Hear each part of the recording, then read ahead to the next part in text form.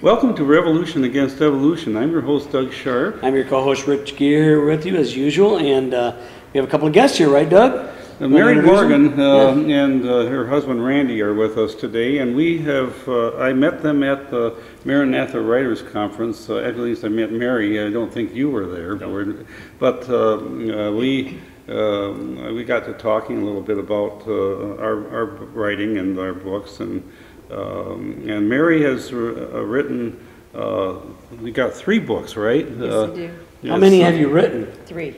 You've written 3, okay. I want to make sure I didn't. I saw another one over here. Is it the same one as one of these? Okay, so you've written 3. All right. And they're National Park Mystery Series.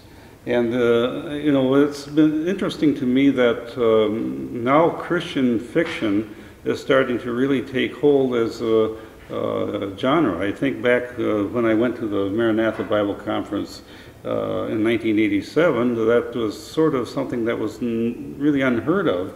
You know, that, you know, if you had Christian writing, you had devotionals and Bible stories and... Although, Doug, I got to tell you something, and when our camera operators talk about some writers back in the 1800s, there was a lot of Christian fiction back in those days. I mean, back in the 1800s, Doug, when the world was culturally more Christian, Ballantyne was the author, the name of it, and I mean, Ben-Hur, obviously, based on an historical epic, but it was fictional. Judah Ben-Hur, that's a fictional. Lew Wallace was the writer. So what I'm looking at, Doug, is maybe things that have gone around and are coming around again. And because for a long time, you're right, when I was growing up, we were young, I thought while writing some fiction, I had a concept years ago where I wanted to write a guy who discovers Noah's Ark and finds a manuscript written by Shem, the son of Ham, and that was. And he had a Paleo-Canaanite language. I had all written out, about 300 pages, maps and all that stuff. But I didn't know where to publish it, and I wrote the thing and never did anything with it. So, but do you still have that around? I still have it around somewhere, yeah. Oh, dig it out. Well, maybe we'll have to get it, it was one of those, polish it up and publish it. Yeah, one of those fantasy epic type of things, but it was based on biblical things, and it was kind of cool, you know, that it took them like 20 years to figure out how the language actually worked, and some discoveries, and the Ebla tablets and things helped them out, and you know, because it was a pre-Babylonian Tower of Babel language and that kind of stuff, so that's why it took so long to get it out. It was all that kind of, I had a lot of fun with it, you know, but the point of it is that Christian fiction has been around, but for when we were, Doug and I were really coming into the Christian community in a big way back in the early 70s, not very common. It was more, teachings, exhortation, preaching, sermons. I don't know, Doug. There was really, I can't think of really any Christian fiction. There probably was some, but Frank Peretti, I think. But he was later. Yeah, but he sort of busted that door wide open. Yeah. I think he took his manuscript to quite a number of different publishers, and they wouldn't have anything to do with it. And it was Crossway Books that ended up publishing it, and I guess that made them a lot of money. So he's done very well with that, and I hope you do well with your books here, because they're. I think they've got some merit. I read the one, Stolen Treasures at Pictured Rocks. And that's the one I like, because, of course, I work for the state park system. I do the computer work for them, and we love the Pictured Rocks. In fact, we had a group a getaway last fall where we actually took a Pictured Rocks boat tour as part of we stayed at Fayette State Park, but then went to Pictured Rocks and enjoyed that time, and in the fall was just glorious. And, yes, it would be. And so we really had a great time with that. But you took the Pictured Rocks and made an interesting little story out of it, and maybe you can tell us a little bit about it. I was going to ask you, you got 3 books. We're going to start with Pictured Rocks, as Doug already segued into that. How are you from Michigan, or where are you from? No, I grew up in New York. New York, okay. New Yorker. So upstate New York. Upstate New York, so like Rochester or Binghamton. Binghamton, okay. I get some friends that live in Rochester, and we go to Letchworth State Park and Finger Lakes, and A lot of it's beautiful out there. So are you still you still live out there? That's where you are now? Or? We're from Lansing. We've been here in Lansing 25 years. You've been here for, okay, so you've been here for quite a while. I was wondering how you pick pictured rocks of all the national parks. And you've also got, well, why don't you talk a little bit about the ones you have, and All right. be kind of fun and tell. And which one did you write first? I wrote Pictured Rocks first. Did you? Okay. And then secondly, I did Mount Rushmore. Okay. And then Gettysburg. In Gettysburg, okay. This one is timely for this year for the 150th celebration. Of the Civil War, you mean? Yes. Yeah. Mhm. Yeah. Well, I've always had an interest in reading and writing as a child. And I grew up with Nancy Drew books. Oh boy. Okay. Yeah. And then all my life I've enjoyed even adult mysteries, John Grisham and different writers like that. So when I went to Maranatha, yes, it was a conflict in my heart because it's a Christian Writers Conference, and I thought I should be writing devotionals and like that. And I thought, that's just not what I really would like to do. So I started the Mount Rushmore book.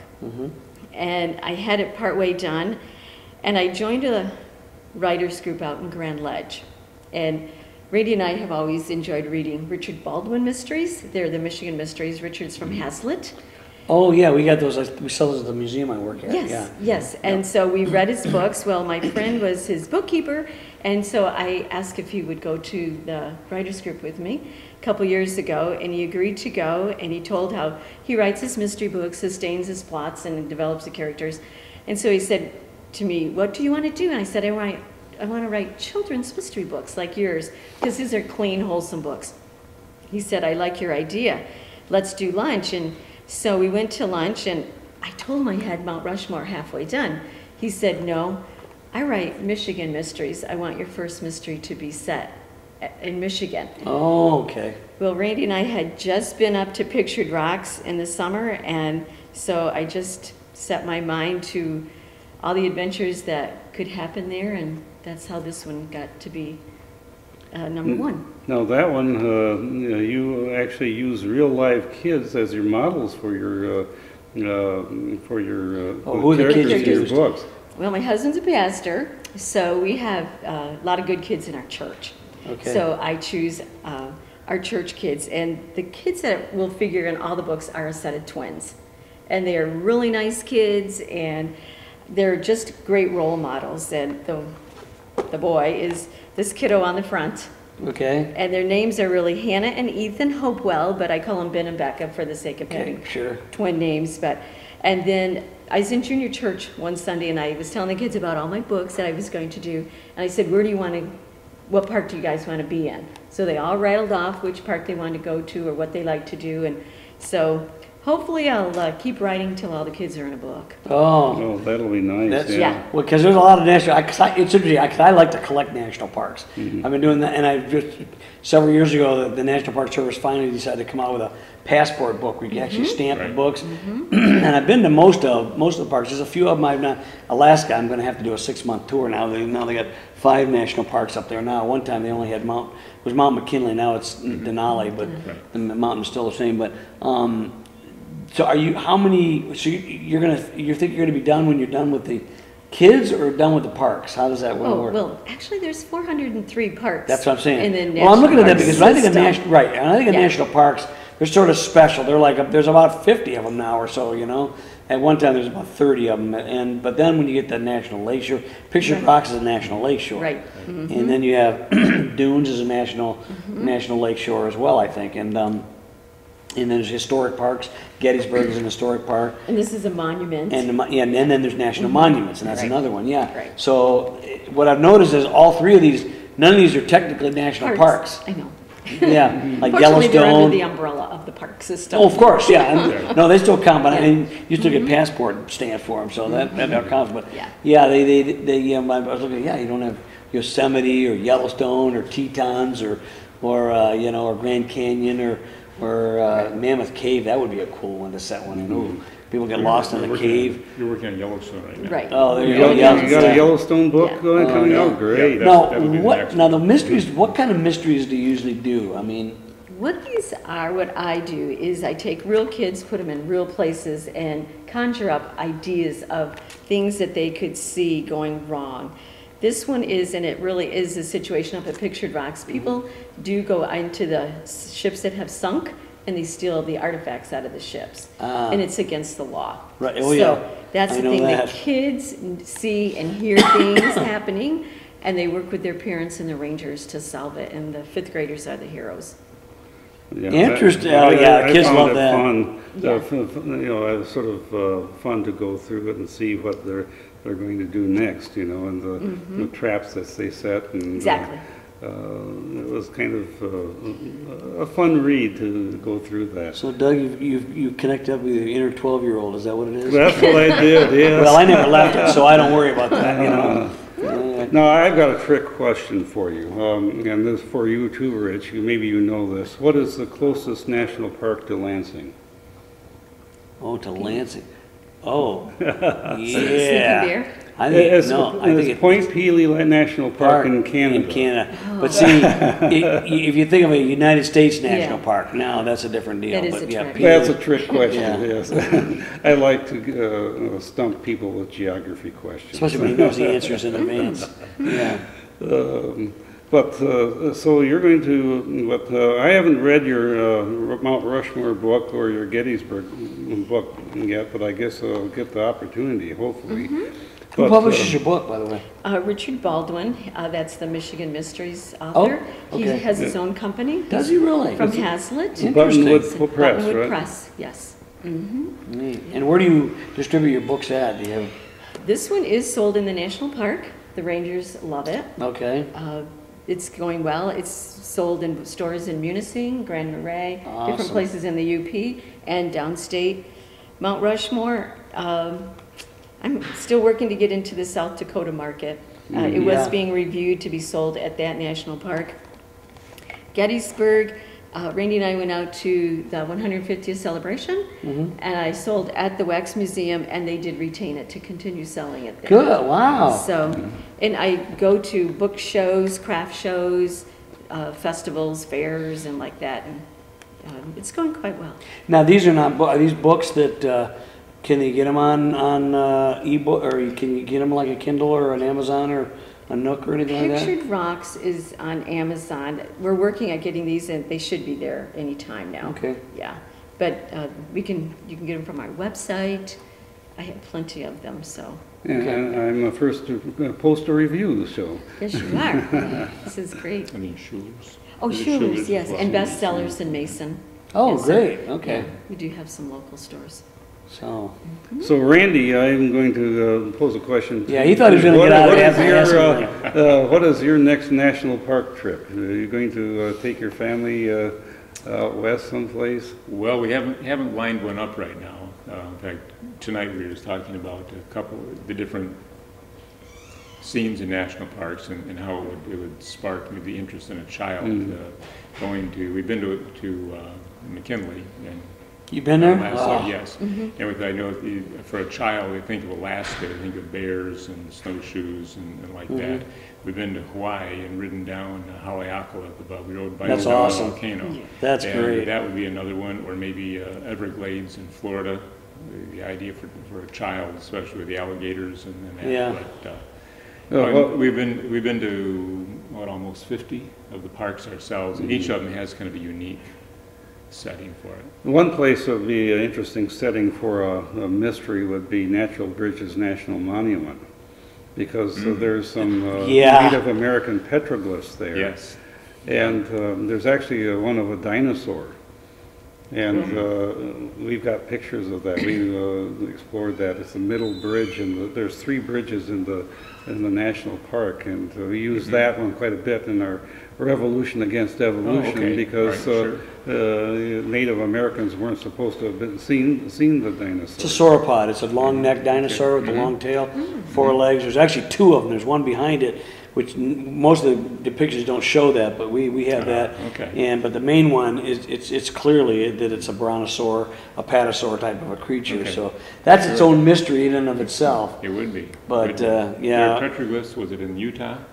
With the petroglyphs? When we were Yeah, there, in those Utah parks? and some in Nevada. Where's the one with too. Paper Rock? Where's that at? Is that Newspaper Arizona? Rock was in Newspaper- Utah, yeah. Utah. That was Utah. Okay. Yeah. Yeah, and you could sort of conjure up a scene where somebody's defacing these, or Yeah. Or you could see that they're actually destroying. Sure. There's been things where creationists have discovered certain things, and people who don't like what we're talking about actually go out and try to destroy the evidence we find. There was a human and dinosaur footprint down in Biloxi. A guy came out with a big axe or a big thing trying to chip it apart or break it apart. He got caught doing it, but yeah, they don't like it, you know. But okay, so this one's about stealing artifacts off the shipwrecks. So what's the Gettysburg one? Well, this is a fun one because this is the 150th anniversary of the Civil War ending? Civil War Yeah. there at Gettysburg. What I did, because this is for children, I really didn't want to capitalize on the battle too much. So what I have are 5th graders from the north meeting 5th graders from the south, and they play the games of the 1860s at the visitor center. And I teach, they have to wear the old clothes, sleep in the tents. So it throws kids back to that era, and they learn how to play marbles and jacks and the old shuttlecock and do hoop and stick and stilt races, and things happen. Somebody's stealing stuff from the kids so that they can't play the games, and the kids have to figure out, why are they doing this? And then when it happens to a ranger, then it gets serious. And Okay. so, but it's kind of fun. The kids have to cook their own food in pots in the ground, and I have camping recipes. That's what I put in the back, is just I should show you, a little section for kids to learn the Morse code. Oh. President Lincoln knew the Morse code and sent actual messages. And I have the monuments from the various states. They let Gettysburg address things about the North and the South. And in each one, I just like kids to learn. So are you a scoutmaster as well as being a pastor? No, I'm not. You were no. a scout. I was Cub Scouts, Boy yeah. Scouts, Explorers, but no. Yeah, Rich and I grew up in the Scouts, and Well, you did more. I was in Cub Scouts long time. Then we went into what was it, Explorers, right? that's right. Yeah, I still remember that day. That was it was one cold day. We were out in the tent. And man, it was an intense experience. It was an intense Yeah. experience, I tell you. And I didn't. But your brother was down there, and they got flooded out. Remember when all the rain came in and flooded them out? It was in Grand River Park down. It was a mess. But I thought, you know, my wife grew up camping. My wife is actually his sister, and she liked to camp. And I told her, I said, you know, honey, I don't mind doing it, but I don't know anything about it. I'm not a camper. I was not raised with it, and I said, you're going to get stuck doing a lot of the work. I'll do what you tell me to do, but it might be easier to do it yourself. But I said, I'll be more than happy to help you, and because I never thought it was much fun doing all the same work, only with none of the conveniences. I never thought that was a lot of fun. I always liked to hike trails. But I always wanted to get back someplace where I could get something easy to eat rather than have to fix it myself, you know? I was never good at that kind of stuff. Well, what's your last book? Mount Rushmore. Yeah. This one uses a service dog to help solve the mystery. And the kids meet him early on in the book, and then he's gone for a while, and then he comes back to save the day. And it's quite interesting. I have it set on the 4th of July, and the twins from Lansing, the family will always start from Lansing and go to the national parks and meet up with a relative or have a family reunion or just meet new people. And so this one, they meet a boy and his dog, and later on the boy and his dog help to solve the mystery. And what is the mystery? The dog is a dynamite sniffing dog, because the boy Dynamite, ooh. Yep, Ben overhears a plot that something's going to be blown up on the 4th of July during the fireworks that they have at Mount Rushmore. So it's kind of a fun thing, intriguing things. And what's really cool is this kiddo here was a 10-year-old non-reading boy, and these are really geared for boys. And, we've sold almost 4,000 copies in less than 2 years, and teachers love them. There's things the kids can learn, and parents like it. They're clean reading, and so they're just kind of fun books. So, now, you're probably going to get asked these questions from time to time, but you got the creative process. What is it that sparks? I mean, sometimes it's hard to know. Do you just keep a journal? Do you write things down? Something when you're in the car, you have a tape recorder, or you feed it off? No. What compels you to do something or another? I mean, I do journal, but more than that, I take pictures. Yeah? I have probably Thousands. 20,000, 30,000 pictures. Wow. And when we go places, I just, now I dump them into computers and jump drives, and DVDs and like that. But then I go back and I look at them, and when I pick a park, then I think, what was there? What could be fun? What could happen? Or what are the animals? I call rangers and I ask them, what's going on at your park? What's fun? What animals? Like this one introduces an animal that I never even heard of. But that's the thing. What animal is that? The American marten. Martin, yeah. Yeah, The bird. No, No, it's a bird? It looks like a pine cat. martin. Yeah. What is it? Is it a Yes, it rodent? looks like a weasel. Yeah. Oh, it's a weasel? Mm-hmm. Huh. But that's the I'm thing. thinking of purple martin is what I'm thinking. Is Yeah. it M-A-R-T-E-N is Yeah. how that was spelled? I'm thinking M-A-R-T-I-N. That's the bird, okay. Yeah. But I bring in things that kids are interested in. In here, the boy likes his binoculars, the girl likes her journal and her camera, and things that kids relate to. And because we've worked with teens and kids in our church for 40-some years, I just know what kids like, their reactions, and their language. And I know with boys, everything becomes a sword. So I threw that in here. And Wow. You so know it's kind of fun. what's fun, might be of interest to you, is I take my photographs, I put them on Google Earth. There's a place called Panoramio, Okay. and you can, it's a website where you can take your pictures and then actually pinpoint them on Google Earth so that you can tell where the picture was taken. Actually zoom right down to the very spot you took the picture. See, then everybody who makes fun of me for taking pictures, I can tell them there was a second use for this. Well, that's right. And But then the what thing you is now, can do, with digital age, it doesn't matter now. But you were And then probably what doing you it can before the do digital age is- came in, yeah. Yeah.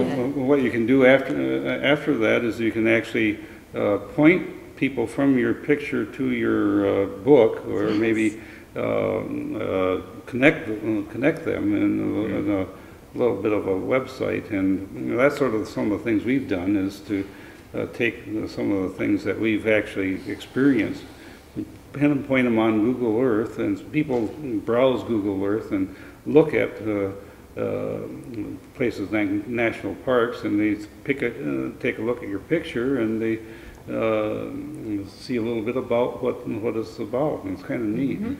And then I refer to those pictures on my website, and then there's a tie-in from that to back to our website. So there's a lot of things that we learned about in the writers group, that the more that you use some of these opportunities that the internet has,